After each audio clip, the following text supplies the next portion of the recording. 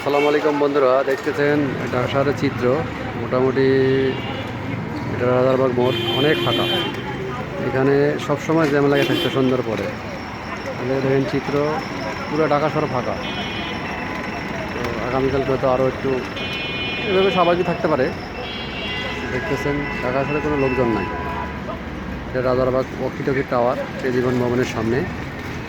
তো সুন্দর নামাজের পরে আসছিলাম, একটু বের হলাম আর কি, যে কী পরিস্থিতি, কী অবস্থা দেখছেন চিত্র আর কি। এদিকে ঢাকা শহরে ব্যাটারি রাজত্ব যাই বলে, শুধু ব্যাটারি আর ব্যাটারি। ইজি বাইক, অনেকে আবার বলে প্রতিবন্ধী রিক্সা। এগুলো আসলে ঢাকা শহরের পরিবেশটাই নষ্ট করে ফেলছে। রাস্তা পার হওয়া যায় না, চোখের পলকের মধ্যে আয়া পড়ে। এদের দূরত্ব এত হয়ে গেছে। তো এটা দেখতেছেন ডান পাশে রাজারবাগ পুলিশ লাইন্স। তো এটা হলো তার সামনের দক্ষিণ দিকের রাস্তা। তো এরকম চিত্র আর কি। মোটামুটি মানে 80% ফাঁকা আর কি, 20% টুকটাক গাড়ি চলা চলে।